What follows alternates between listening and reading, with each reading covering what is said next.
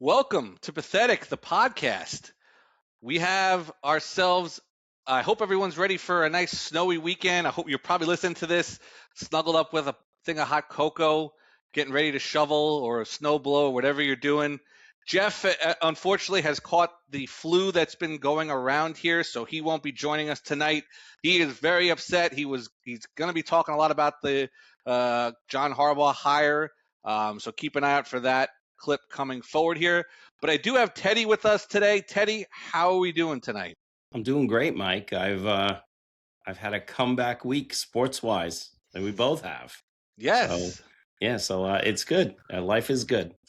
Yes, indeed. As I said, we are almost through the winter. I know we still have a bit of snow here coming in the Northeast, and pretty much the whole country at this point is getting Yeah. some sort of wintry mix. For like 230 million people are getting something. So, like I said, hopefully you're cozied up. We're going to talk to you about a great week for our teams going forward.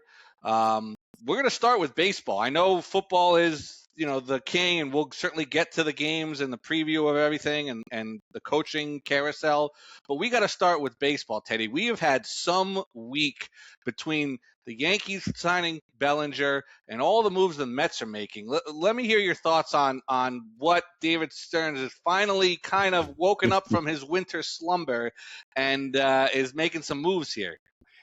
Now, Mike, I will still say that no matter what he does, I'm going to be angry about losing Alonso. Okay. But that being said, I thought he had a great week. I really did. I mean, the way he pivoted after Tucker went to the Dodgers. And, Joe Beningo and all the Met haters are saying, well, that was a panic move. Apparently, they've been talking to Bichette since December. So this was like they were kind of set for this. And people forget, Bo Bichette's a great player. Absolutely. I thought the Yanks were going to get him. I thought there Yeah. was a chance. But I love the Bo Bichette signing. The Freddie Peralta thing.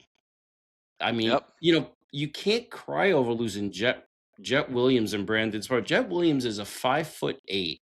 Not sure if he's a second baseman, third baseman, or center fielder. And Mike, I always say it: prospects are suspects. Yep.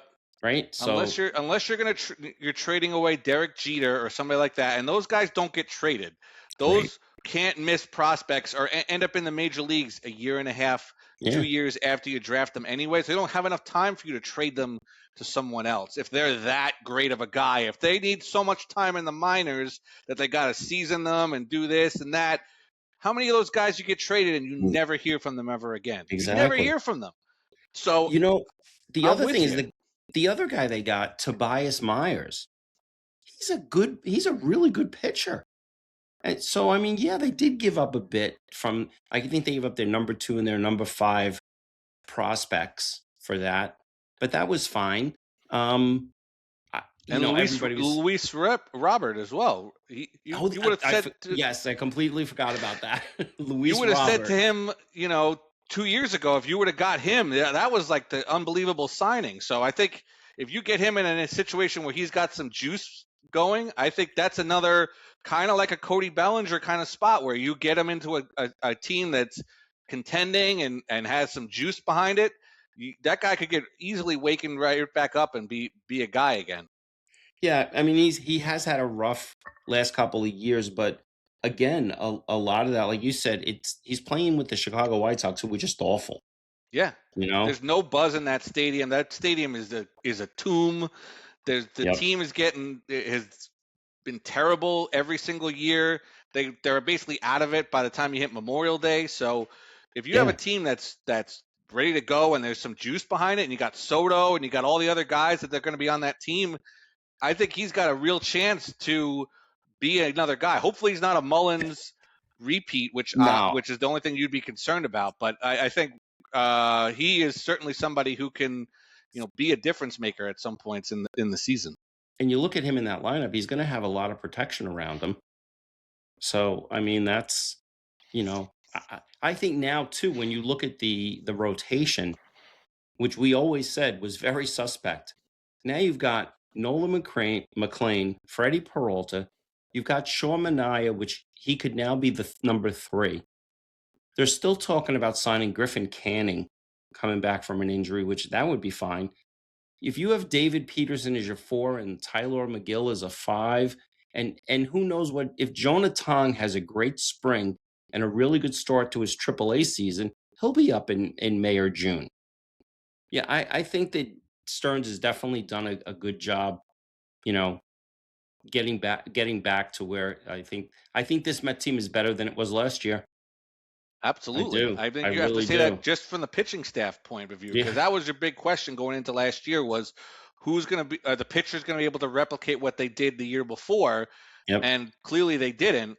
So now that you've kind of shored that up with a couple of nice pieces in there, hopefully one of these young kids can come in and do what Cam has done for the Yankees or some of the other guys. Again, Yeah. see what I did there? I said Cam. You just I'm said not. I don't want the Cam. counter. I don't need the counter to start up again.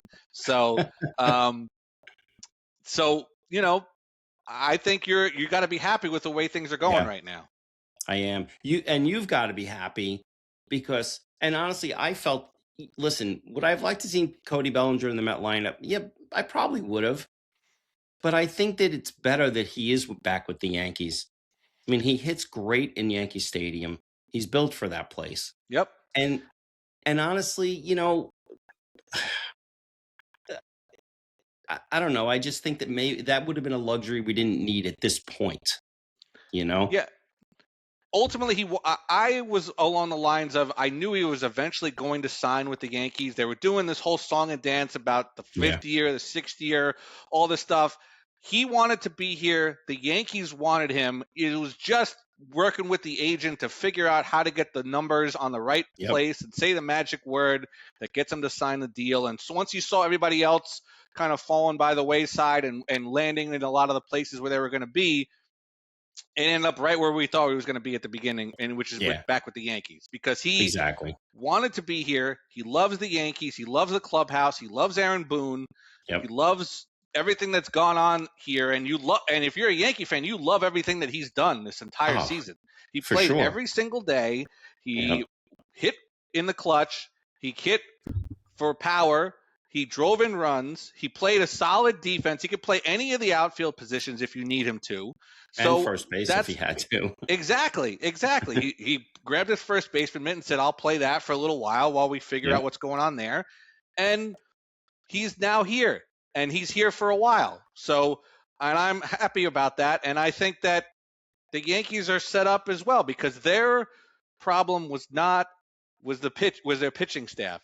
You now have Cam. You have Garrett Cole coming back. You have Heel coming back. You have all these guys. Those are like having Garrett Cole come back is like signing the big free agent pitcher coming Yeah. off of there and having him to come back and lead this staff coming off a Cy Young year the year before. I'm Yep. ready. I'm ready to go. I'm already signed up for my opening day tickets. We're ready to rock and roll here. Well, hopefully, I mean, you never know how they come back from. Was it the elbow injury with him? Yeah.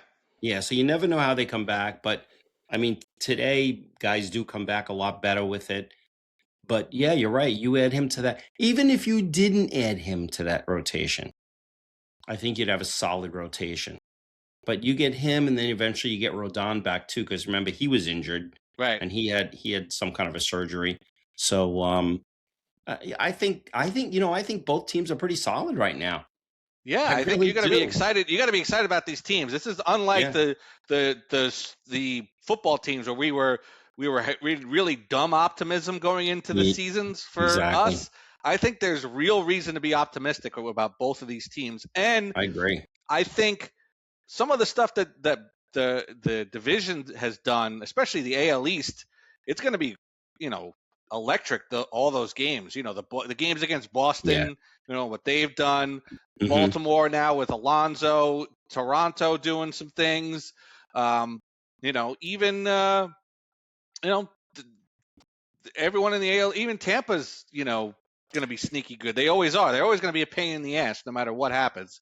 I So think Baltimore took a big step forward, but I think it's going to be Yanks, Toronto, and then Baltimore, Boston.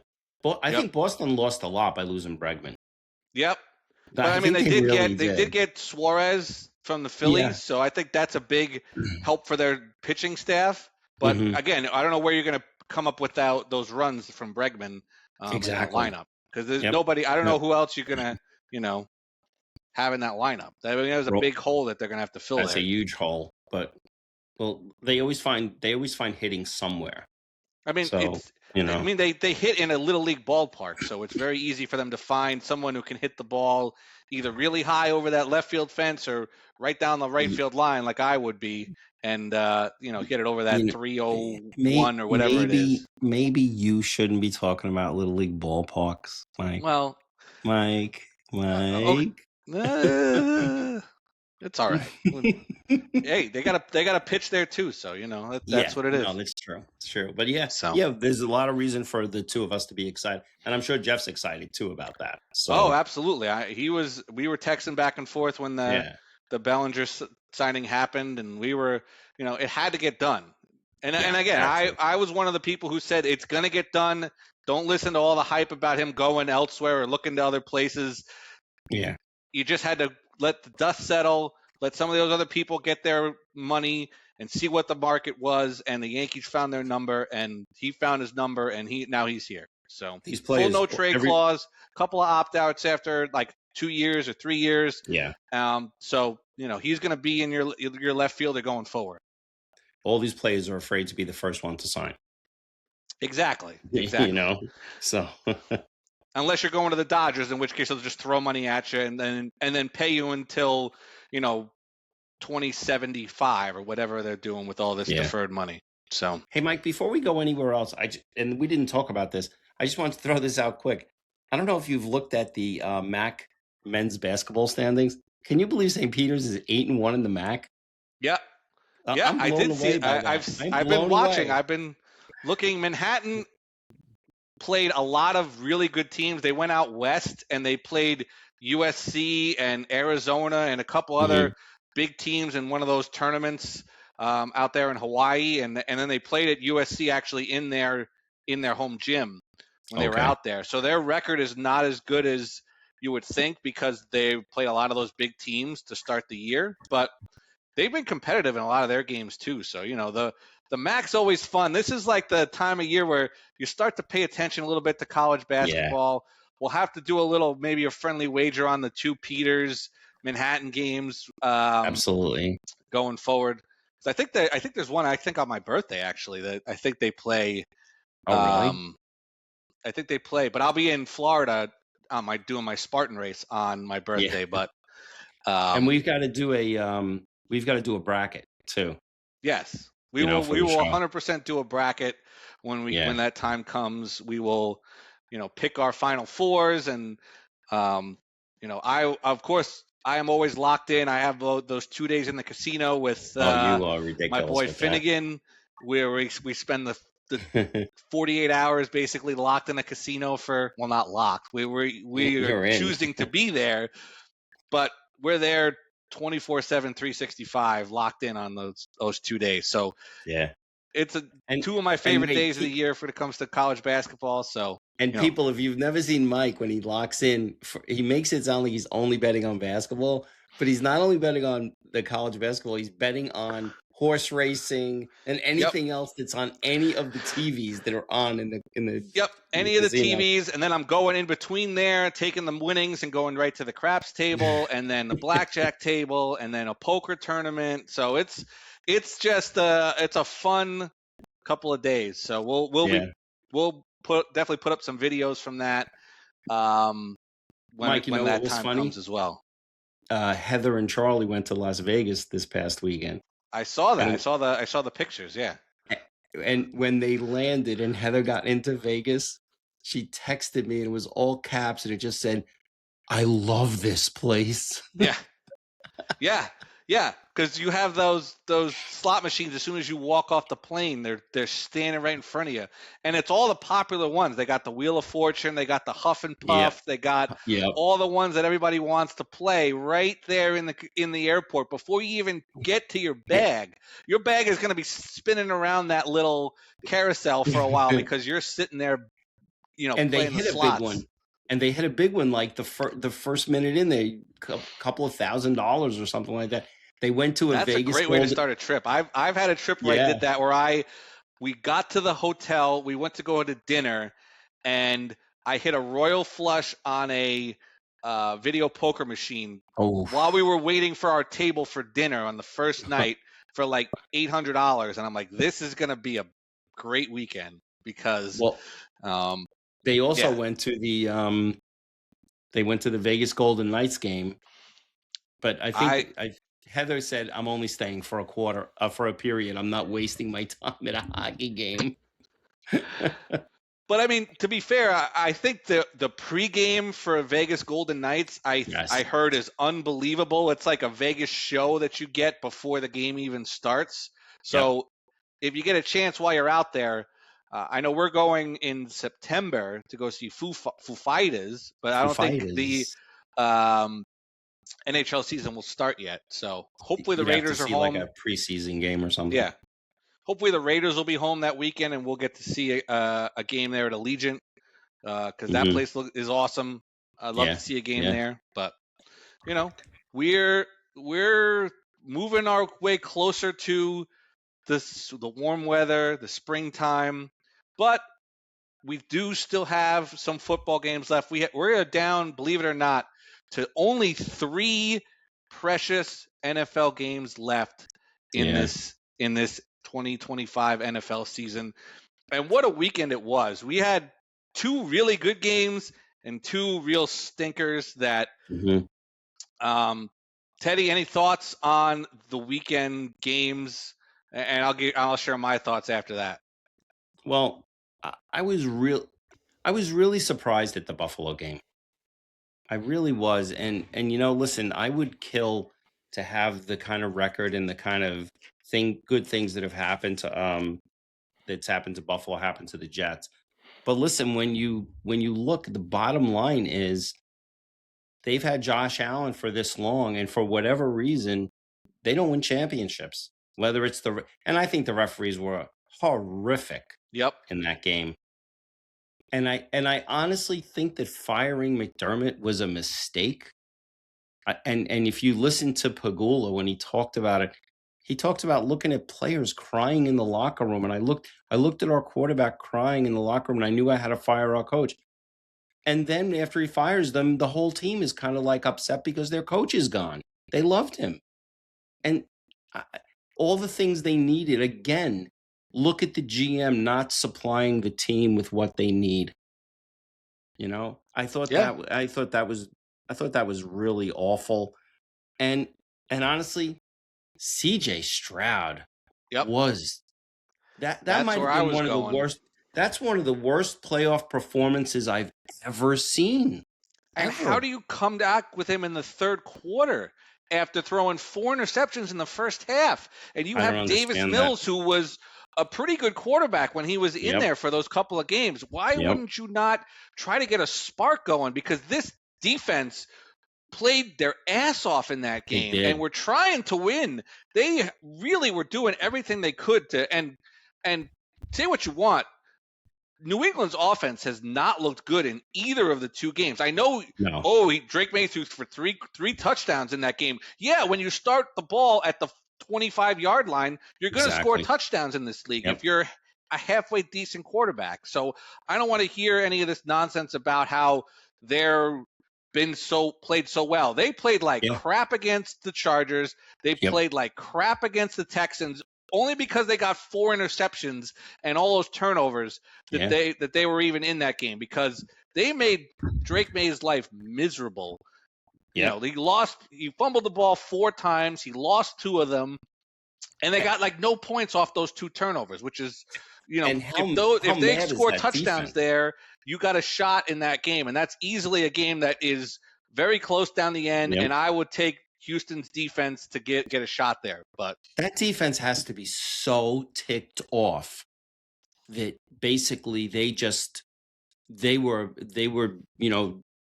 put out to dry by this yeah, offense, and the coach doesn't even, and the coach is a defensive coach. That's what I don't understand. right.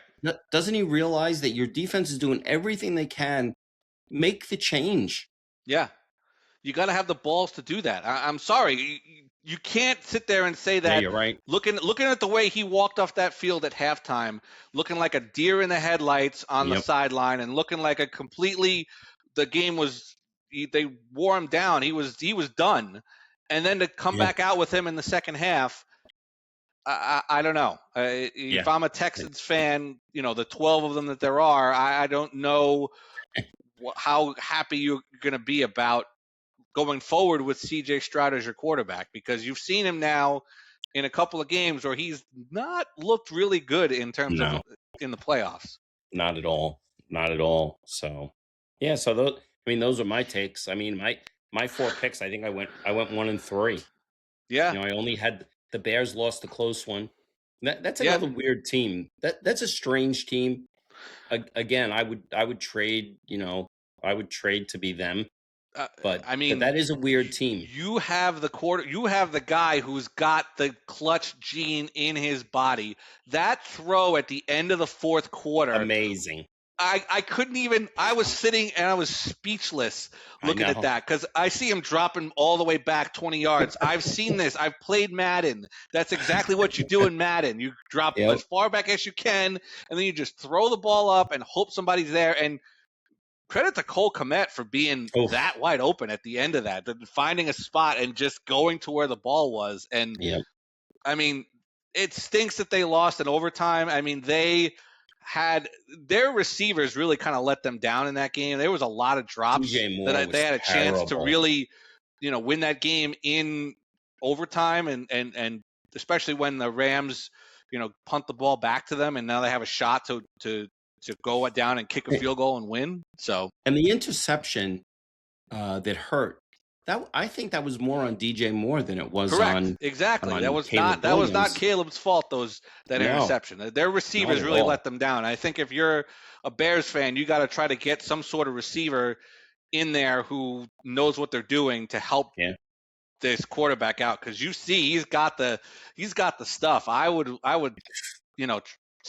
trade for him in 2 seconds. So You know, though, I mean, the Rams playing out of their element in that severe cold that everybody said was going to be the difference, and I don't think the Bears handed it to them. The Rams, there's something about that yep, Rams team, and I think McVay's just a great coach. I think that's why this NFC Championship game is going to be great. I mean, I want to pick against Seattle because I don't know if I fully believe in them, but man, every time they have to show it, they show it, yeah, right? yep. I mean, I got my Sam Darnold jersey on right now. Nice. Thinking of what could have been, had we, had the fortitude to stick with him a little bit longer. Which I Well, don't. but that's another thing, Mike. Everybody ripped the Jets this week, but if you're going to rip the Jets, you should rip Carolina. Right. You should also rip the 49ers, Yep. and you should especially rip Minnesota. Oh, Because 100% he Minnesota. had an amazing year at Minnesota, and they still didn't keep him. Right. Yeah.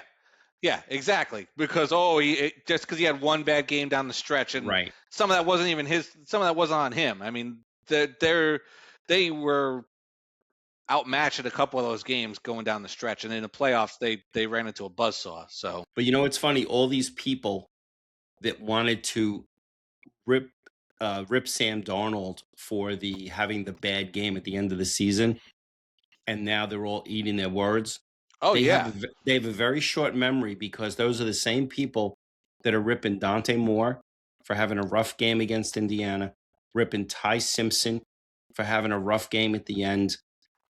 And those things, they come back and haunt you, because again, I think when sometimes a quarterback, listen, it's not your day every day. It's no, not. But I think no, it's going you to be an can't. exciting weekend. Yeah, I'm looking forward to these two games. This is, very cool. You get the trophy presentations. You get a halftime performance. It's kind of like the appetizer for the Super Bowl. You kind of get a Yeah. little bit of juice behind the two games. They're kind of standalone. They have, like I said, they usually have some sort of halftime performance at these games that you could watch.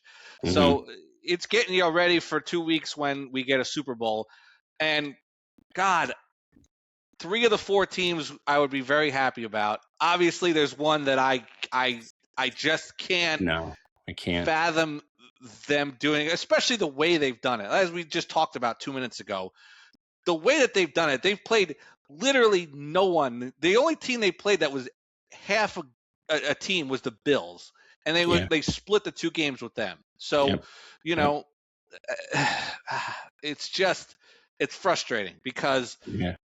you know, if they would have gotten the Ravens, if they would have gotten the Bills in the playoffs, if they would have gotten, you know, a lot of these teams, and they're going to have it.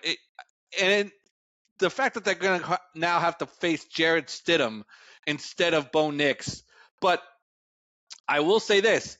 That altitude is going to play a factor in that game, and that crowd is going to. That is a tough place to play, It's a tough they place. haven't gone on the road yet this postseason, so you don't see what Drake May is like in a big spot on the road with a crowd that's going to be as loud as you can possibly get in Denver, with altitude and a defense that's going to be playing their ass off because they know they have to do that in order for them to be in this game.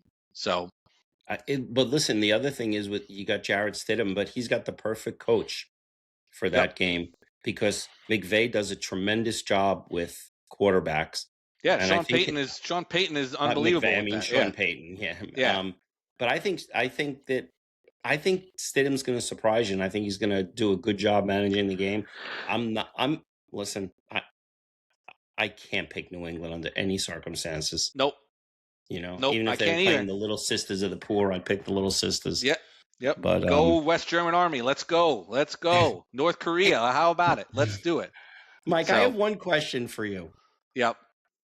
And it has to do with NFL coaching, NFL head coaches. So let's say you had 2 coaches. I'm going to give you some numbers, and I want you to tell me if you're surprised. 2 coaches, both with 18 years experience. Exactly 18 years. Okay. 293 games, one coach, 288 the other coach. The one with 293, 5 more games, has 180 wins and 113 losses. The other one has 174 wins, 112 losses, 0.608 win percentage. The other guy's 0.614. Playoffs. One coach has 24 playoff games. He's 13-11. The other has 22. He's 11-11. They both have a Super Bowl. One coach is 63 years old. One coach is 62 years old. Who am I talking about? Well, I think one of them you're talking about is John Harbaugh. Correct. It's not Tomlin, is it? No, right? No. It's Mike McCarthy. So everyone fell over themselves to go get Harbaugh, who's a year older than McCarthy, has the same exact record, including Super Bowls. And Mike McCarthy can't get a job. I think there's still a lot of openings, so I think that there's still an opportunity for him to get a pretty good job. I think you would love to see him in Buffalo. I think if they were smart, they would bring him up there or bring him to Pittsburgh and get the gang back together and bring Rodgers back for one more year.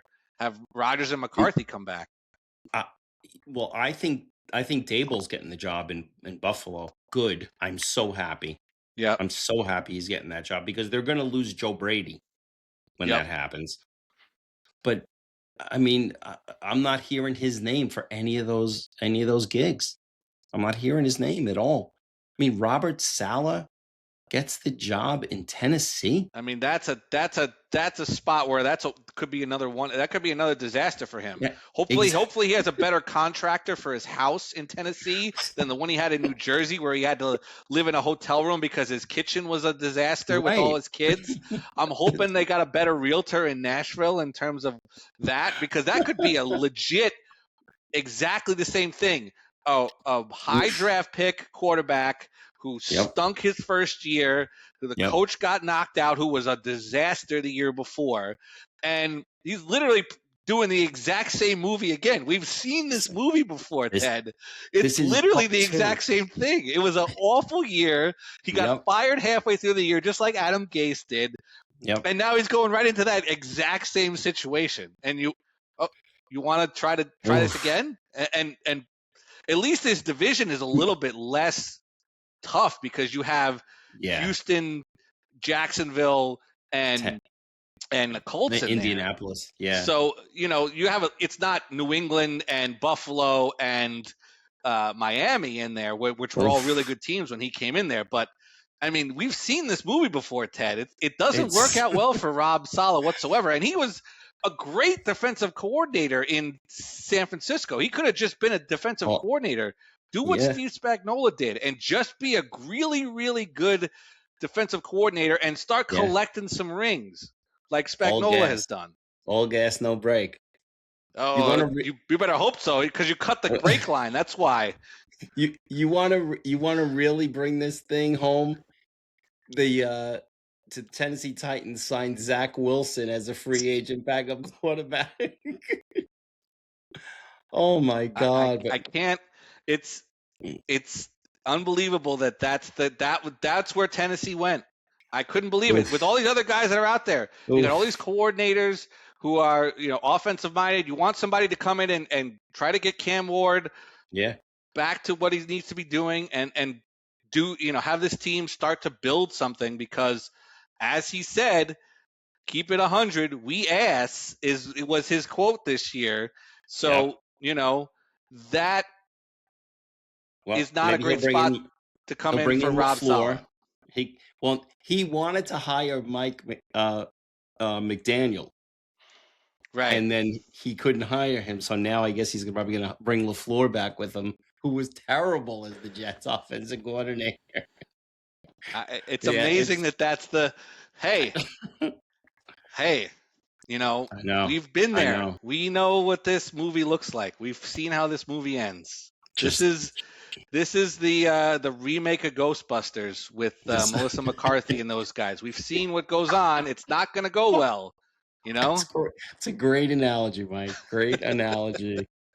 So yeah, we'll see what these two games are like. We got a coaching search. Again, keep an eye out. Jeff is going to post something once he is reasonably well enough to speak about how excited he is about John Harbaugh being the Giants coach and the press conference where he said all the right things. He didn't, embarrass himself in front of the New York media, which you didn't think he would. But, you never know with the way that, the New York guys and start coming after you. And you never know what's going to happen. So he checked the box there.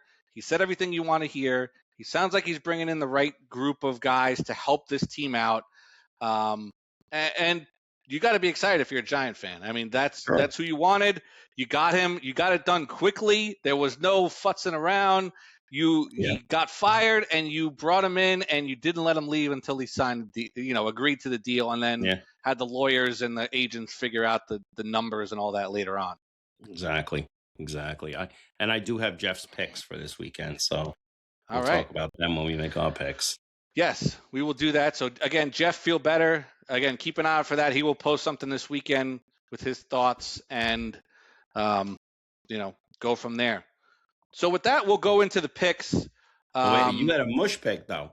I did have a mush pick. We had European handball over the weekend.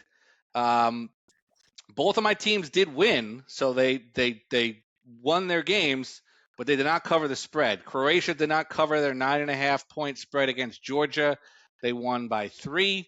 And Sweden did not cover their 6.5-point spread against the Netherlands. They won by 5. So didn't cover the spread, but did win. And believe it or not, I'm looking at the attendance.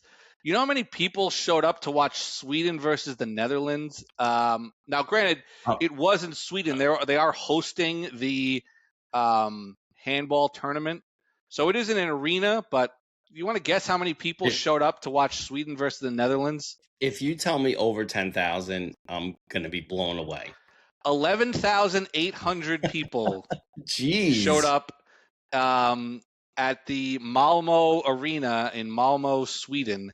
to watch the Sweden play the Netherlands. Again, it's the home team, so they were there. I mean, but even Croatia and Georgia, the game before that, had 8,600 people in that same arena. So I mean, that's pretty good. I mean, even some of these really games are 6,000, 10,000 people watching handball in Europe. So maybe I'm onto something. Maybe we'll catch on here and we can watch it. The New York whatevers in American handball. The New York Handies. Yeah, exactly. I don't know about that one. That would be a tough. That's going to be a tough logo to draw. Well, James, get on that. Yeah, exactly. I don't know if you want to. Definitely don't have him draw it because that's not going to look. You're definitely not safe for work. That logo.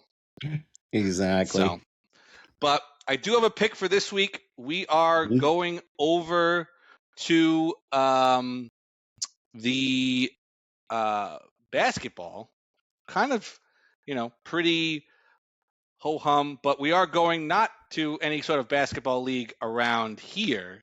Why would we? We are actually heading over to, I forget which country this is from. I got to look it up. I thought I grabbed the actual amount, but it is the Anwil Wilkowek team is minus 9.5 points against the GTK Gilweiss. I don't know where that is in the world. I'm thinking it's Poland, but let me check to make sure. Yes, it is Poland. It's Poland. So Anwil Wilkowek minus 9.5 points against GTK Gilweiss. And then I'll also take the Slosik Rowclaw minus 2.5 against the Trefl Sopot. Both of these games on Saturday. So if you're going out getting bread and milk in the morning, check out these two games. The Poland Basket Liga is the league out there in Poland. Shout out to Poland. I'm sure we're going to get a few listeners spike from that going forward. But Mikey Bush's pick for this week, hopefully we finally get a winner. We haven't had one in a couple of weeks. We're due for one. So you do realize you can just make all those names up.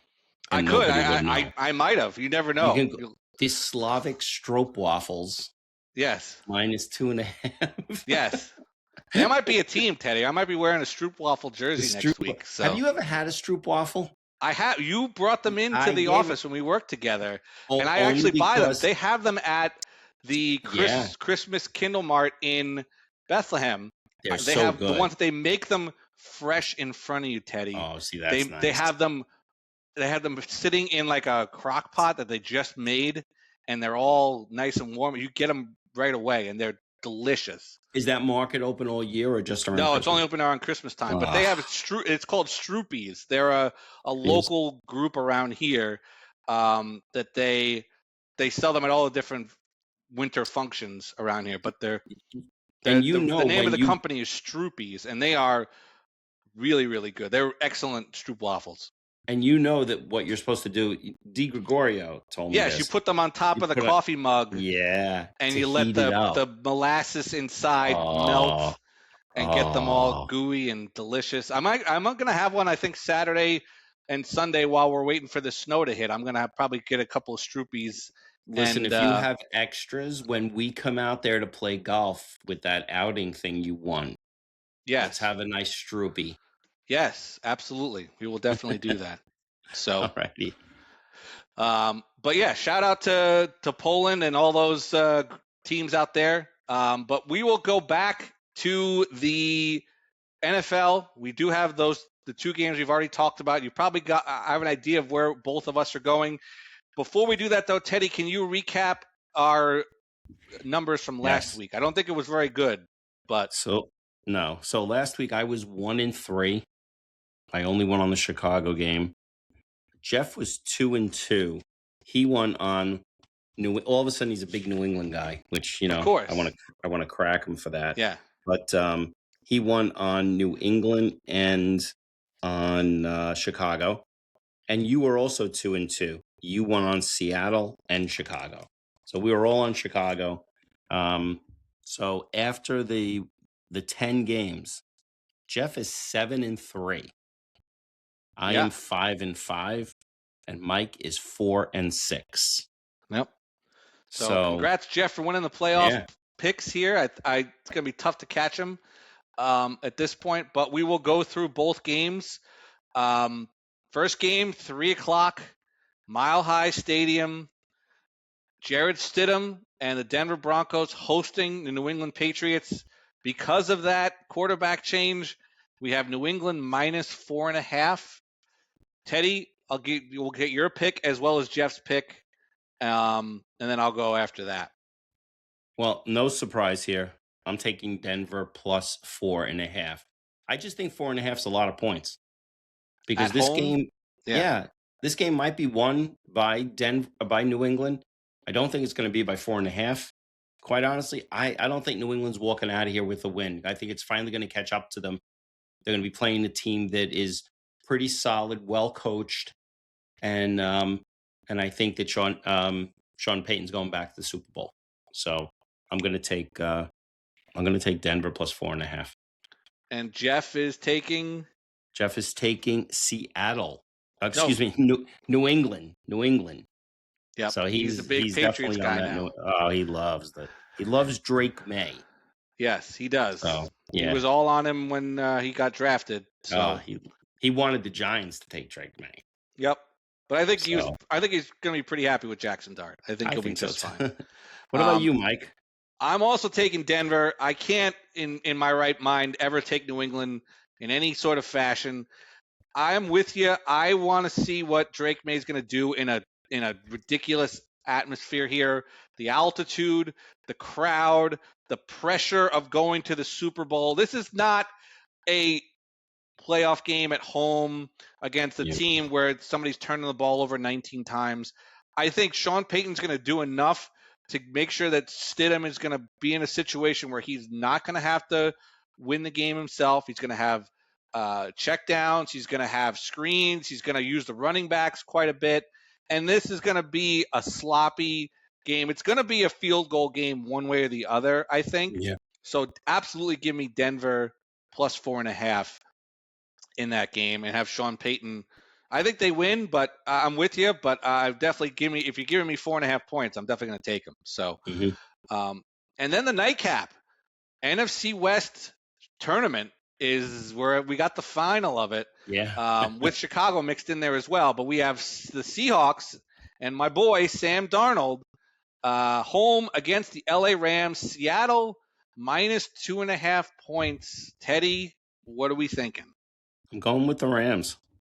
There's just something about them that when you think they're dead, they're not. They win in situations you don't think they're going to win. They've been in this position before. So I don't think they're going to be intimidated by being up there and seeing those crazies raise the 12 flag and all that. I like the Rams. I like Stafford.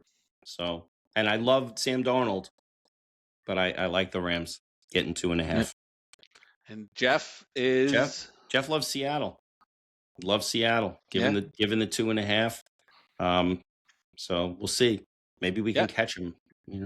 I mean, I'm taking Seattle as well. I think this is their year. I agree with you, Teddy, that the Rams have done a lot this year, and people have really been thinking that they were going to be the team this whole season.